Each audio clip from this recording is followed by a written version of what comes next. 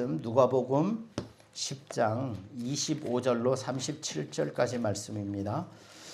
제가 가진 성경으로 신약 110페이지에 있습니다. 누가복음 10장 25절부터 37절까지의 말씀입니다. 누가복음, 성경 누가복음 10장 25절부터 37절까지의 말씀, 우리 한 절씩 교독하겠습니다. 한 절씩 교독하겠습니다. 여러분들이 오늘은 먼저 읽으십시오. 25절을 먼저 읽겠습니다. 시작.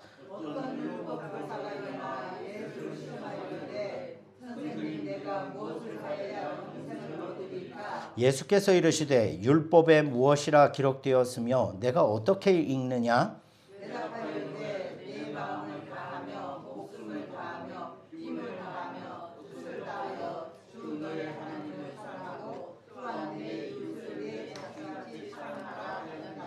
예수께서 이르시되 내 대답이 옳도다. 이를 행하라. 그러면 살리라 하시니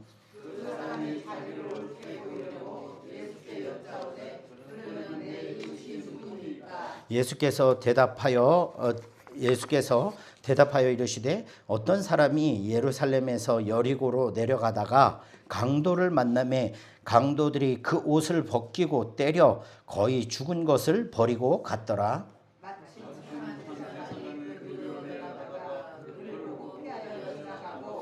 또 이와 같이 한 레위인도 그곳에 이르러 그를 보고 피하여 지나가되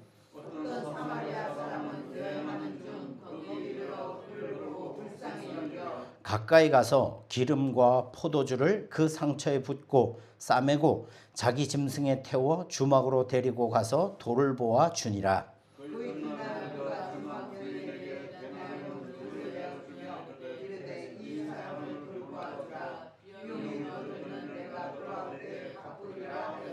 내 생각에는 이 세 사람 중에 누가 강도 만난 자의 이웃이 되겠느냐? 이르되 자비를 베푼 자니이다.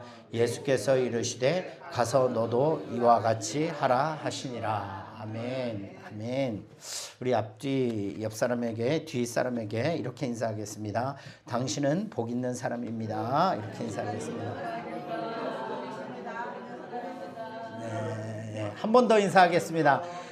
네, 당신과 함께해서 너무 행복합니다. 이렇게 하겠습니다. 네. 알라뷰. 아, 우리 김동현 집사님 또 들으시면 질투하십니다. 예? 그거 나한테만 해야지 왜 딴 사람한테도 알라뷰를 하고 그래. 그렇게. 예. 감사합니다. 우리 여기 앉으신 두 젊으신 분들은 부부신가요? 여기 또 젊은 부부들이 두 쌍이나 와서 이거. 예. 예, 그러니까 예, 다 총각 처녀들 같죠. 예. 예, 감사합니다. 예. 네.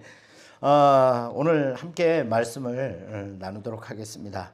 여러분들 그런 역사적 기록을 혹시 아시는지 모르겠어요. 크리스마스 휴전이라는 휴전 전쟁을 쉰 날. 그러니까 전쟁을 쉬었다. 크리스마스 휴전이라는 그 사건을 역사적인 이제 사건인데요. 지금으로부터 한 110년 전에 있었던 이야기입니다. 110년 전에 어떤 일이 있었냐면요. 1차 세계 대전이 있었어요.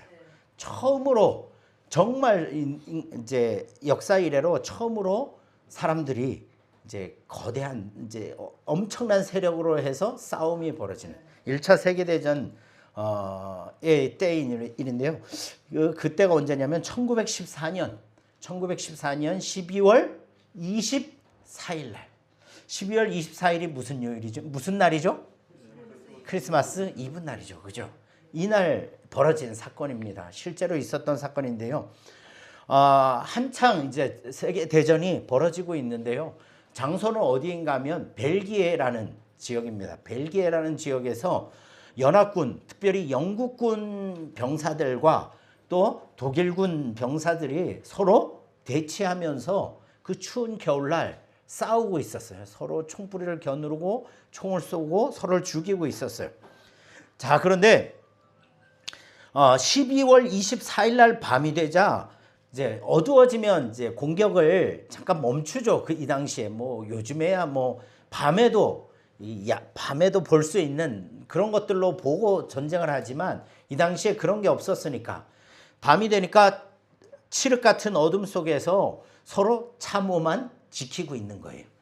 그런 상황 가운데 갑자기 독일군 진지 참호 속에서 독일군이 머물고 있었던 그 참호 속에서 갑자기 노래가 들렸다고 해요. 그 노래가 뭐냐면 바로 고요한 밤 거룩한 밤 아시죠? 그죠? 고요한 밤 거룩한 밤 이게 캐럴이죠. 그죠? 찬송 아기 예수 나심을 크리스마스 이브니까 찬송을 한 거예요. 독일군 쪽에서.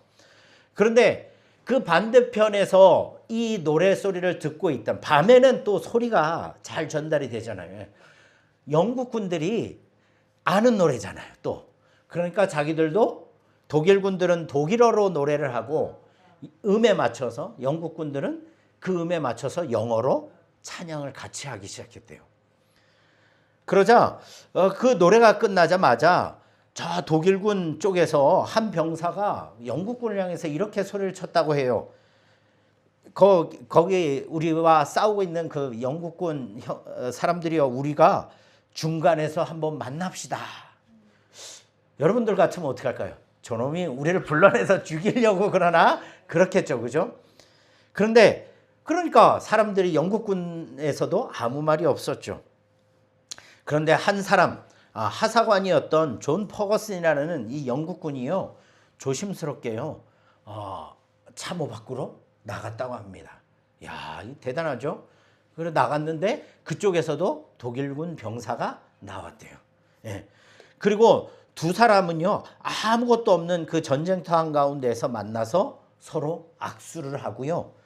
그리고 그날 밤 있잖아요. 어떤 일이 벌어졌냐면 수천 명의 독일군과 영국군이 중간지대에서 모여서 함께 하나님을 예수님을 캐럴을 부르고 찬양을 하고 함께 음식을 나누고 담배를 같이 나눠서 피웠다고 해요. 이 실제로 1차 세계대전에 있었던 그러한 일이라고 합니다. 그러니까 그날 밤 크리스마스 날 밤 하루 동안만큼은 원수가 아니라 이웃이 된 거죠. 참 이런 거 보면 옛날 사람들이 참 그래도 전쟁하고 싸워도 뭔가 인간미가 있었어요. 그죠? 요즘은 안 그렇잖아요. 그죠? 뭐 밤에도 전투기로 그냥 다 폭탄을 쏴대고 하니까 어쨌든 이것을 이제 역사가들이 크리스마스 휴전이라는 라고 이름을 붙였어요. 이때의 사건을. 그런데 여러분 한번 생각해 보시길 바라겠어요. 누가 먼저 손을 내밀었어요? 누가 먼저 손을 내밀었죠? 독일군이. 그죠? 영국군이 전혀 예상하지 못했던 사람. 그죠? 영국군이 자기들 안에서 벌어진 일도 아니고 원수였던 사람, 서로 죽일 수밖에 없었던 그 사람, 상대편 원수가 나에게 이런 아주 은혜로운 제안을 했고 그런 은혜로운 크리스마스 이브를 그날 밤에 보냈던 거죠. 원수로만 알았고 예상하지 못했던 사람이 먼저 무엇이 되준 거예요? 다가와서 친구고 이웃이 되어준 거죠. 여러분 뭐 똑같지는 않지만 오늘 우리가 읽은 말씀 특별히 선한 사마리아인의 비유가 이 이야기의 구조와 조금 비슷합니다. 똑같지는 않지만 전혀 예상하지 못한 사람이 고난당한 자의 이웃이 되어준 거죠. 오늘 성경 본문을 잘 읽어보면 예수님께서 이 비유를 말씀하신 이유가 뭐냐면요. 단순히 너희들 착하게 살아. 너희들 싸우지 말고 연약한 사람들 무조건 잘 도와주고 착하게 살으라고 가르치시는 내용은 아니라는 거죠.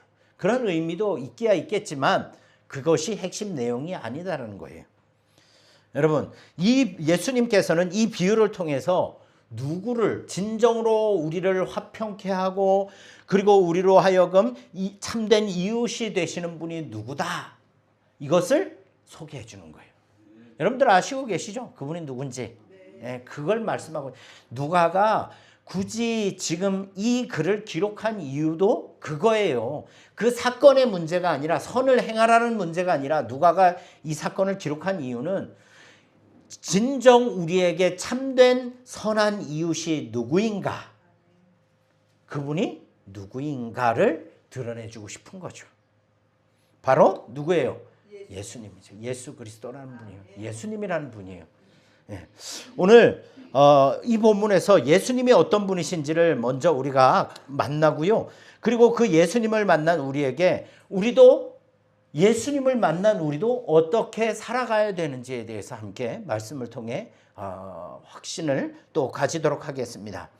자, 어느 날이었습니다. 율법 교사였던 이스라엘 사람들 중에, 이스라엘 백성들 중에, 이스라엘 사람들은요, 율법을 가르치는 교사들이 있었어요.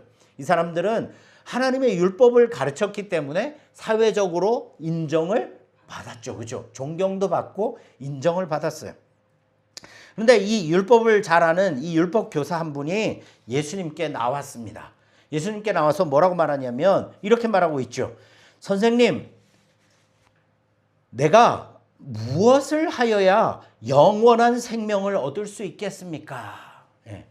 유대인들은 영생에 대한 갈망이 있었어요. 그죠? 구약시대 때부터 내가 무엇을 하여야 영생을 얻을 수 있겠습니까? 라고 물었어요. 그런데요, 이 사람은, 이 율법 교사는요, 예수님에게 이 질문을 한 이유가 뭐냐면, 야, 저분이 선지자이기 때문에, 참된 교사이기 때문에, 바로 예수님이 누군지 바로 알았기 때문에 진리를 구하기 위해서 물은 것이 아니에요. 예, 그 이유를 알 수 있어요. 뒤에 보시면 오히려 이런 질문을 통해서 예수님을 아주 곤란하게 만들려고, 난처하게 만들려고 이 질문을 던진 거죠. 선생님, 제가 어떻게 하면 영원한 생명을 얻을 수 있을까요? 그러니까 예수님이 이 율법 교사에게 오히려 다시 질문을 하죠. 뭐라고 말합니까? 그러면 당신이 잘 알고 있는 율법이라는 책, 율법의 책에는 도대체 무엇을 하여야 영생을 얻을지 뭐라고 쓰여 있습니까? 그러니까 이 율법을 너무 잘 알고 있잖아요. 그죠? 이 사람이 이렇게 말하는 거예요. 하나님을 온 마음으로 전심으로 사랑하고. 하나님만 사랑하래요? 율법에서? 그죠? 또 내 이웃을 사랑한데 어떻게 사랑하래요? 내 몸같이. 내 몸같이 사랑하라고 했어요. 여러분, 우리 신체 중에서 자기 몸을 가장 보호하기를 부지런하고 제일 바쁜 부위가 어딘 줄 아셔요? 아닙니다. 눈입니다. 눈꺼풀. 예, 그죠? 예, 물론 뭐 동물도 깜빡깜빡하죠. 그죠? 예, 제가 지어낸 얘기입니다. 아닐 수도 있어요. 내 이웃을, 하나님을 온 마음으로 사랑하고 내 이웃을 내 몸과 같이 사랑하라고 율법에 가르치고 있습니다. 그러니까 예수님이 맞아요. 그렇게 하시면 영생을 얻습니다. 라고 말하고 있어요. 그런데 이 선생님이요, 이 율법 교사가 멈추지 않았어요. 29절 보세요. 29절 말씀 함께 읽겠습니다. 시작. 그 사람이 자기를 옳게 보이려고 예수께 여짜오되 그러면 내 이웃이 누구니까? 예, 그 사람이, 자, 이런 질문한 의도가 다 있는 거죠. 그죠? 뭐 하기 위해서? 자기 의를 드러내기 위해서. 예, 자기를 옳게 보이려고.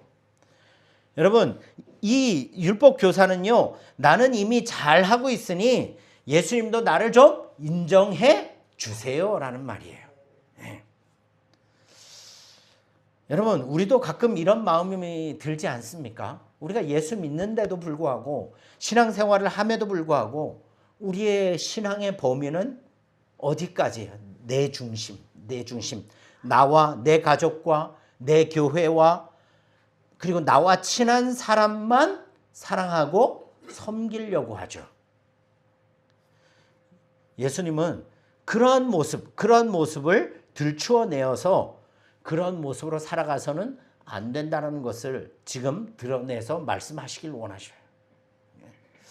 여러분, 그러면 먼저 우리가 아셔야 될 것은 무엇이냐면 오늘 본문에서 예수님은 어떤 분이신가? 그 찾으셔야 돼요. 그죠? 오늘 본문에서 예수님이라는 분은 도대체 어떤 분이신가? 예수님은 첫 번째로 율법이 원하는 것이 진짜 무엇인지 가장 잘 아시는 분이에요. 자, 보세요. 하나님을 사랑하고 내 이웃을 내 몸과 같이 사랑하라고 했습니다. 라고 말하니까 예수님이 그대로 하면 삽니다. 영생을 얻는 건 뭐예요? 하나님 사랑하고 이웃을 사랑하라는 거죠. 예. 예수님은 율법이 무엇을 원하는지 가장 잘 아시고 계시는 분이에요. 왜요? 왜 잘 아실까요? 그죠. 그분이 율법을 제정하신 분이시니까요. 그죠? 예수님은 율법 교사가 말한 대로 그가 말한 정답을 아니야, 그건 틀렸어라고 말하지 않아요. 뭐라고 말합니까? 맞아. 너가 말한 말이 맞아. 그대로 하면 당신은 영생을 얻을 수 있어. 이렇게 예수님이 말씀하는 거죠. 이건 칭찬이 아니라 뭐 하는 거예요? 그렇게 하라는 거예요. 율법이 그것을 원하니까 당신도 그렇게 하라는 거예요. 내 이웃을 내 몸과 같이 사랑하라. 여러분, 이게 정말 가능해요? 쉽지 않아요. 그죠? 여러분들 이웃을 정말 여러분들 몸같이 사랑할 수 있습니까? 그죠. 나를 사랑하는 거는 정말 누가 시키지 않아도 잘하고, 우리 가족을 사랑하는 거는 시키지 않아도 너무 잘하고. 예. 그런데 우리는 솔직히 알고 있어요. 내 몸과 같이 이웃을 사랑할 수 있는 것, 그렇게 완전하게 살아낼 수 있는 사람은 없다라는 거죠. 그러면 자, 예수님은 어떤 분이시냐? 예수님은 그 율법을 만드신 분이시다. 그러면 만드신 분이 그 율법을 완성하고 지킬 수 있으실까요? 네, 그죠. 예. 예수님은 실제로 내 이웃을 내 몸과 같이 사랑하는 삶으로 보여주셨어요. 자, 그건 뒤에서 말씀드리고요. 두 번째, 예수님은 어떤 분이냐? 우리에게, 저와 여러분에게 또 하나님께 이웃이 누구인지에 대해서 정확하게 알려주시는 분이에요. 우리의 이웃이 누군가? 그래서 비유 속에 세 사람이 지나가죠. 강도 만난 자에게 거의 이제 시체, 거의 죽음에 가까운 사람을 이제 만났어요. 세 사람이 그 사람 앞에 지나갑니다. 첫 번째 누가 지나가죠? 제사장이 지나가고, 두 번째 누가 지나갑니까? 레위인이 지나가고. 자, 제사장이나 레위인은요, 그 당시에 종교 지도자들로서 사람들이 상당히 존경했던 사람들이었어요. 그런데 그 두 사람은 둘 다 그냥 지나가 버렸어요.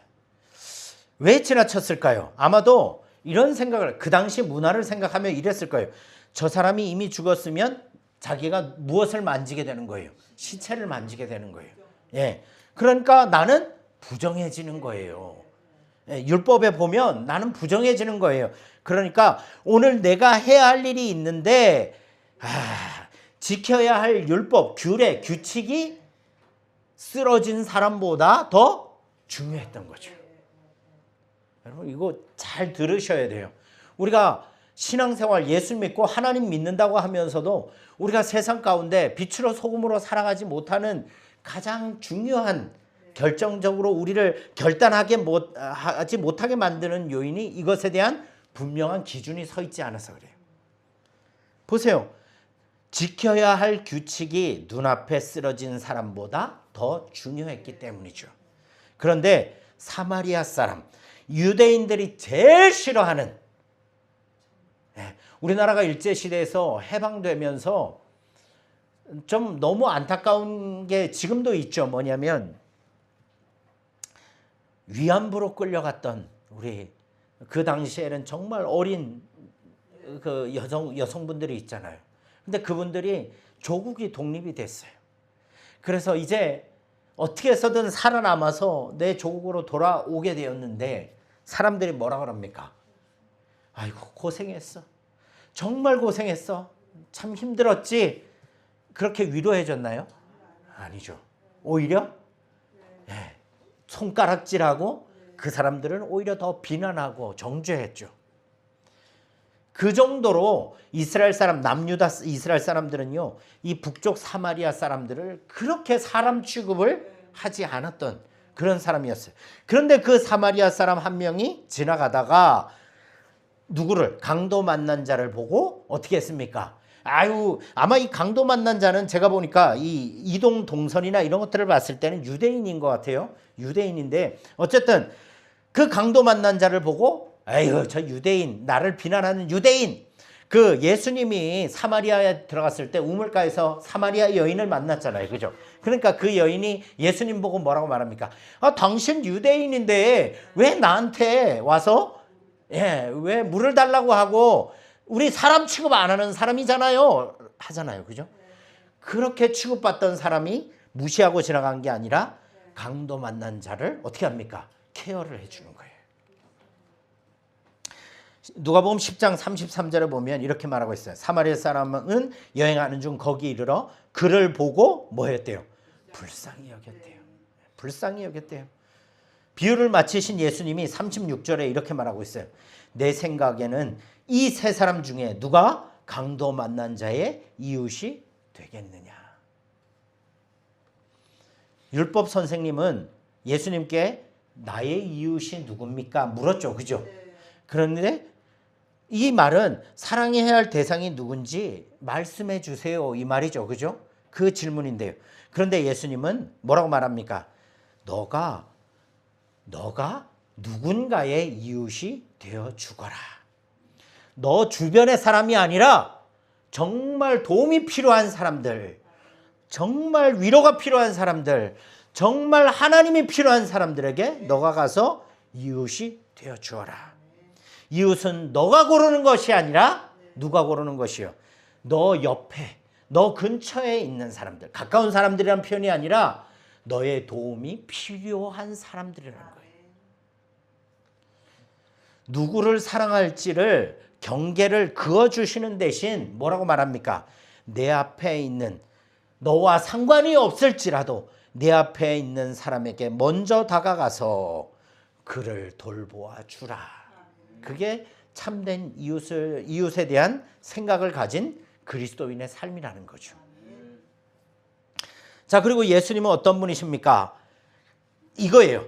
가장 완전한 선한 사마리아인이시라는 거예요. 그러니까 여기서 예수님이 사마리아인이라고 표현을 비유로 말씀하신 거죠. 그죠?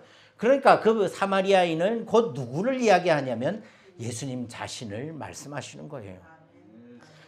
예, 사마리아 사람이 강도 만난 자를 보고 불쌍히 여겼다고 했는데요. 여기서 불쌍히 여겼다라는 말의 헬라어 원뜻을 보니까요. 어떤 의미냐면요. 내 내장이 뒤틀리는 것 같은 그런 안타까움, 연민, 그거예요. 우리 어르신들 잘 아시잖아요. 자녀들이 좋을 때는 전혀 괜찮은데, 아주 좋지만 자녀들이 막 정말 너무 힘겹고 고통스러워할 때는 여러분들의 내장이 어때요? 뒤틀리잖아요. 그죠? 그 마음이 뭐예요? 긍휼히 여기는, 불쌍히 여기는 마음 아니에요. 그러니까 사마리아 마음속에는 불쌍히 여겼다는 말에는 그 죽어가는 사람을 보고 어떤 마음이 드는 거예요? 내장이 뒤틀리는 것과 같은 그런 뜨거운 연민이 있었다는 거죠. 그런데 이 단어가 누가복음에서 또 어디에 나왔냐면요. 7장 13절에 나인성에서 아들을 잃은 과부를 예수님이 보셨을 때 예수님의 마음이 바로 불쌍히 여기심, 이 똑같은 단어를 쓴 거예요. 그리고 또 누가복음 15장에 보면 우리가 잘 아는 집을 나간 탕자 이야기. 탕자가 돌아올 때 아버지가 품었던 그 마음도 바로 그 마음이에요. 불쌍히 여기는 마음. 누가는요, 이 단어를 통해서 알려주길 원하는 거예요. 이 글을 읽는 사람들에게 알려주길 원하는 거예요. 사마리아 사람의 마음이 곧 누구의 마음이다? 예수님의 마음이다. 여러분, 그러면 강도 만난 자가 누굽니까? 하나님을 알지 못한 죄, 죄와 사망 가운데에서 헤어나오지 못하는 절망 속에 빠져 있는 인생들. 우리도 이전에는, 예수 그리스도를 만나기 이전에는 그런 인생의 삶을 살았잖아요. 그런 우리의 모습을 보고 예수님 하나님의 마음은 어땠을까요? 내장이 뒤틀리는 것 같은 연민의 마음을 가지고 계셨다는 거죠. 로마서 5장 8절에 이렇게 말씀하고 있어요. 우리가 아직 죄인 되었을 때 그리스도께서 우리를 위하여 죽으심으로 하나님께서 우리에 대한 자기의 사랑을 확증하셨느니라. 예, 그거죠. 우리는 강도를 만난 사람과 같았어요. 죄로 인해 하나님과 멀어지고 스스로 일어설 수 없는 상태로 길가에 버려진 인생들이었어요. 저도 마찬가지죠. 저도 목회자가 되기 전에 가난과 가난한 우리 어르신들이 더 고난을 겪으셨겠지만 참 가난한 집에서 아무것도 없는 집안에서 태어나서 저도 정말 가난한 삶, 지긋지긋한 가난한 삶이 그래서 사실 제가 말씀드렸잖아요. 그죠? 살 소망도 없었고 제 인생에 30대가 있을까? 그냥 고등학교 졸업하고 20대를 살다가 내 인생 끝나지 않을까? 소망이 없는 인생. 진짜 아무도 도와주지 않고는 스스로 일어설 수 없는 상태로 길바닥에 버려진 인생 같은 그런 삶을 살았어요. 참 감사하죠. 우리 집사람한테 감사하죠. 죄송합니다. 아내 자랑해서 죄송합니다. 예. 그런 인생 우리 참 사랑해주고 이제까지 살아준 게 얼마나 감사하지. 잘해야 되는데요. 예, 맨날 혼나면서도 못해요. 예. 근데 20대 중반대에서 예수 그리스도를 만나고부터 삶에 소망이 생기더라고요. 내가 왜 살아야 되는지, 무엇을 위해서 살아야 되는지. 가장 하나님이 기뻐하시는 삶이 뭘까요? 목회하는 거더라고요, 보니까. 그죠? 하나님 일 하는 게 제일 하나님이 기뻐하시겠더라고요. 율법도 종교도 우리 스스로의 어떠한 노력도 우리를 살릴 수 없었던 그런 연약한 인생들이었는데 그때 누가 오신 거예요? 예수님이 오신 거예요. 남들은 세상 사람들은 다 외면하고 너 뭐 돈 없는 한 푼도 없고 뭐 너한테 기댈 거 없다라고 다 떠났지만 저를 금표야. 내가 널 사랑한다. 너의 지금 모습이 어떠하든지 상관없어. 난 널 사랑해. 난 널 위해 죽었어. 난 널 위해 내 목숨까지도 기꺼이 내어놓았어. 그 사랑 앞에 그 예수님을 만나고 나서 제가 정말 제 그 모든 상처가 예수님의 그 사랑 고백으로 인해서 이렇게 회복되어지는 싸매어지는 은혜를 경험하게 되었죠. 예수님은요 우리에게 떡을 살 수 있는 돈을 주신 것이 아니라 예수님은 우리에게 자기의 목숨을 주셨어요. 생명을 주셨어요. 자기의 생명으로 우리를 살리신 거죠. 그리고는 뭐라고 말합니까? 내가 다시 올게. 오면 부비도 더 대주고 필요한 거 모든 나머지 빚도 다 치료해 준 것도 다 갚아 줄게. 사마리아 사람이 돌아올 때 갚겠다고 말씀하셨듯이 우리 예수님도 다시 오실 것을 약속하시고 지금도 우리를 위해서 중보하시고 계시죠. 여러분 이거 도덕적인 교훈의 이야기가 아니죠. 그죠? 예, 예수님께서 저와 여러분을 위해서 어떤 일을 하셨는지 그것을 이 비유로 우리에게 가르쳐 주시는 거예요. 누가는 이 이야기를 통해서 우리에게 묻고 있어요. 여러분 이 비유가 가르치는 분이 누군지 아십니까? 누구세요? 왜 대답을 안 하십니까? 예, 예수님이시죠. 그죠? 자, 그러면 두 번째로 우리가 이 예수님 앞에서 우리는 어떻게 해야 될까요? 이 놀라운 사랑을 입은 우리는 어떻게 해야 될까요? 예수님이 이렇게 말씀하고 있어요. 율법 교사에게. 그리고 37절 말씀에 예수께서 이러시되 가서 너도 이와 같이 하라라고 말씀하고 있어요. 이 말씀은 율법 교사에게만 말씀한 게 아니라 우리 모두에게 하시는 말씀이에요. 그런데 한 가지를 먼저 알아야 돼요. 우리가 이웃을 사랑할 수 있는 힘이 어디서 나오죠? 우리 자신에게서 나옵니까? 아니죠. 내가 착해서가 아니고 내 마음이 넓어서가 아닙니다. 예수님이 먼저 나의 무엇이 되어주셨기 때문에, 이웃이 되어주셨기 때문에. 받은 사랑은요, 흘러가게 돼 있는 거예요. 그죠? 그것이 참된 이웃 사랑입니다. 서론에서 제가 말씀드렸잖아요. 크리스마스 휴전. 독일군 병사가 먼저 손을 내밀었어요. 그죠? 아마 찬송하다가 그 은혜와 그 감격, 고요한 밤, 찬송을 부르다가 독일인들도 예수님을 믿었거든요, 사실. 예, 아시죠? 뭐 역사적인 뭐 예수 믿었고 어떻게 그거 따지시면 또 시험에 드니까 따지지 마시고 예수 믿는 사람들도 있었어요. 그러니까 찬송 부르다가 그 마음에 감동이 오는 거예요. 어쨌든 예상치 못한 사람이 누구의 이웃이 되어준 거예요. 우리가 이웃을 사랑할 수 있는 것도 같은 이유예요. 예수님이 먼저 나의 이웃이 되어주셨기에 나도 누군가의 이웃이 되어줘야 하는 거죠. 예.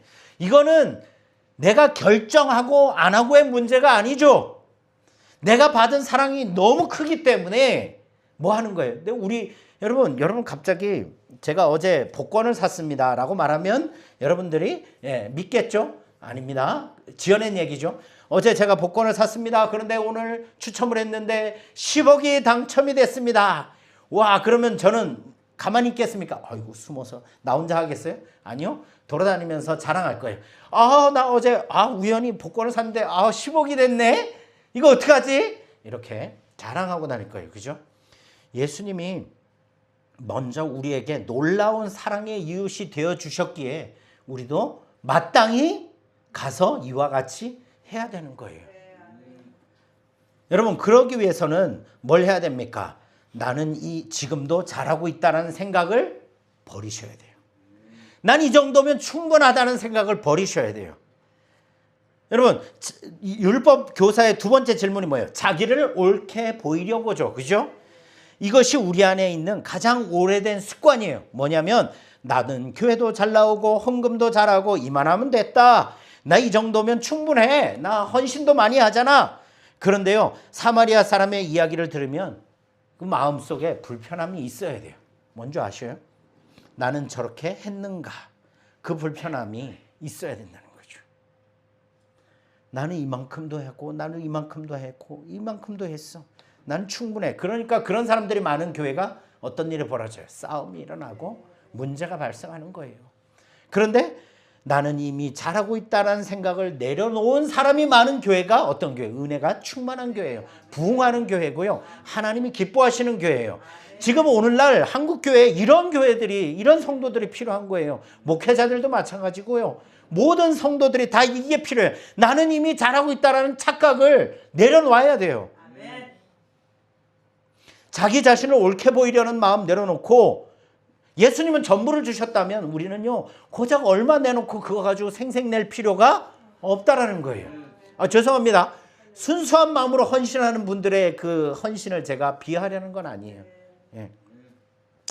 이게 자신을 옳게 보이려고 내려놓는 것이 진짜 회개의 시작이라는 거예요. 주님, 저는 제사장처럼 레위인처럼 지나쳤던 때가 많았습니다.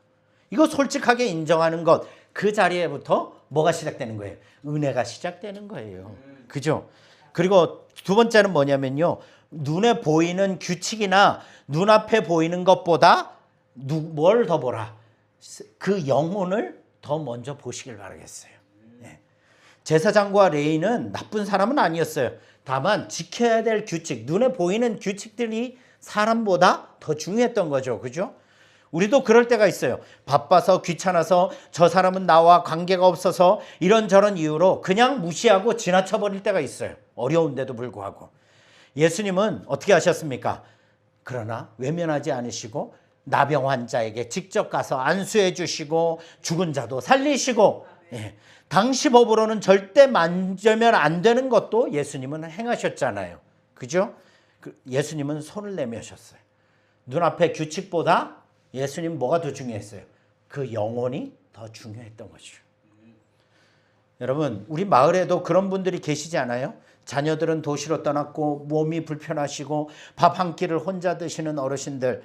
여러분 그분들 곁에 잠깐 같이 앉아서 이야기 들어주고요. 위로해주고 말씀 한마디 드리는 것. 이것이 바로 어떤 마음이에요? 규칙을 넘어서 사람을 보는 마음이에요. 저희가 예수 나눔 사역을 하는 이유도 그거예요. 단지 그 간식 그거 가지고 부담스러워 하실 필요가 없어요. 그 간식은 뭐예요? 그냥 만남에 있어서 그냥 윤활유, 그냥 만나는 것에 있어서 접촉점이지, 그걸 통해서 그 사람이 잘 계시는지, 그 어르신이 오늘도 안녕하신지, 잘 지내시는지, 어떤 문제가 있는지 누가 해야 되는 거예요? 목사가 하면 제일 좋잖아요. 그죠? 그렇게 돌아봐 주는 거예요. 교회가 그런 일을 해야 되는 거예요. 성도들이 그런 일을 해야 되는 거예요. 아무도 돌아봐 주지 않는 사람을 돌아봐 줘야 되는 거죠. 이게 바로 가서 너도 이와 같이 해라라는 거예요. 그리고 중요한 것은 마지막은 뭐냐면요. 마음에서 끝내지 말고 뭘 해야 되는 거예요? 행함, 발을 움직이셔야 되는 거예요. 그죠? 사마리아 사람은 마음으로만 끝나지 않았어요. 그죠? 어떻게 했습니까? 상처를 직접 싸매주고 자기 짐승에 태워서 내리고, 그리고 주막까지 데려가 밤새 곁에 있어주고, 다음날 돈을 꺼내주면서 부족하면 내가 올 때 더 드리겠습니다.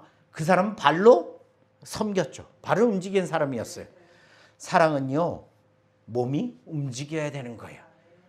백날 전화로 사랑해 사랑해, 우리 신혼부부들 여보 사랑해, 좀 이따 봐, 다 필요 없어요.